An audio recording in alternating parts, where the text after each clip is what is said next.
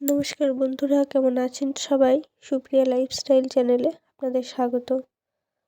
আজ আমি দুপুরে কী রান্না করেছি সেই ভিডিওটাই আপনাদের সাথে আমি শেয়ার করছি। আজ আমি দুপুরে রান্না করেছি পেঁয়াজ কালি আলু ভাজা আর মাছের মুড়ো দিয়ে বাঁধাকপি।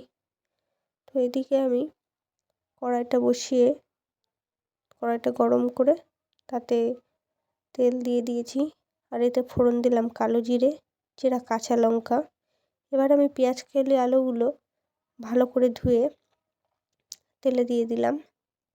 তো সব পেঁয়াজ কালি আলুগুলো দিয়ে দিলাম, তারপরে লবণ ও হলুদ দিয়ে ভালো করে মিশিয়ে নিলাম।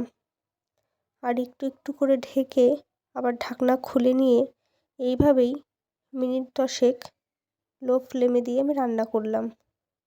আলুটা যখন সেদ্ধ হয়ে গেল তখন আমি ঢাকনাটা খুলে লাল লাল করে ভেজে নিলাম।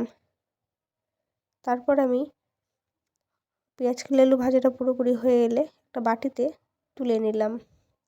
এরপর এই কড়াইতেই আরও বেশ কিছুটা তেল দিয়ে দিলাম, কারণ কড়াইতে যেহেতু একটু তেলটা ছিল তাই আমি আরও একটু তেল দিয়ে দিলাম। দিয়ে মাছের মুড়োগুলো বেশ কড়া করে ভেজে নেব। মাছের মুড়োগুলো কড়া করে ভেজে নেব, তার কারণ তা না হলে খাওয়ার সময় বেশ একটু আঁশাশ গন্ধ লাগে। আর এদিকে আমি বাঁধাকপি ধুয়ে রেখেছি। মাছের মুড়োগুলো এপিঠ ভাজা হয়ে গেলে আবার উল্টো পিঠটা একইভাবে ভেজে নেব। কড়া করে ভেজে নেওয়ার পর মাছের মুড়োগুলো আমি তুলে নেব। মাছের মুড়োগুলো তুলে নেওয়ার পরে ওই তেলেই দিয়ে দেবো তেজপাতা, শুকনো লঙ্কা, গোটা জিরে আর গোটা গরম মশলা ফোড়ন। তো ফোড়ন দিয়ে আমি এতে দিয়ে দেবো কেটে রাখা আলু। তো আলুগুলো আমি তেলে দিয়ে ভালো করে ভেজে নেব, প্রায় 20% সিদ্ধ হয়ে যাওয়ার মতন অবস্থায়।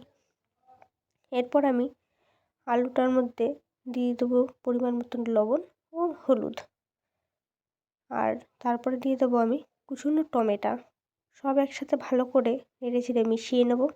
এরপরে আমি ধুয়ে রাখা যে বাঁধাকপিটা সেটা এর উপরে দিয়ে দেবো, আর দিয়ে দেবো আদা, জিরে, লঙ্কা বাটা।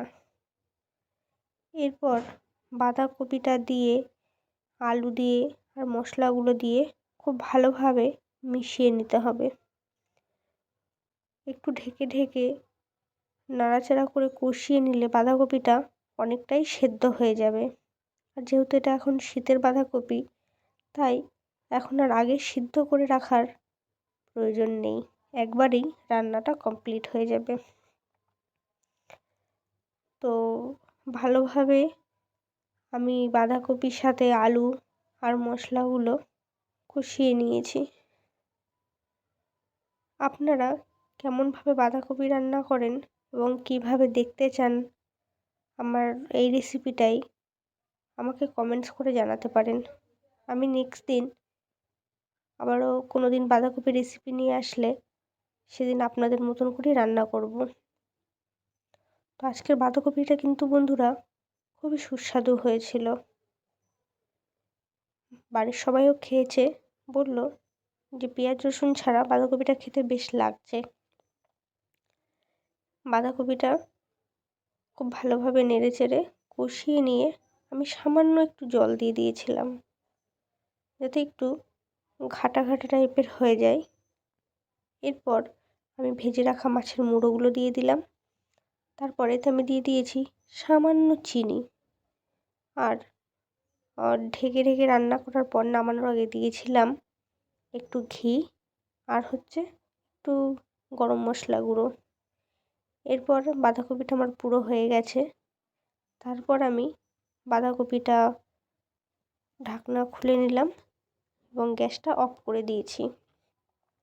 আর এদিকে বেসিনে ছিল অল্প বাসন, সেগুলো মেজে আমি রান্নাঘরটা পুরো গুছিয়ে নিয়েছি।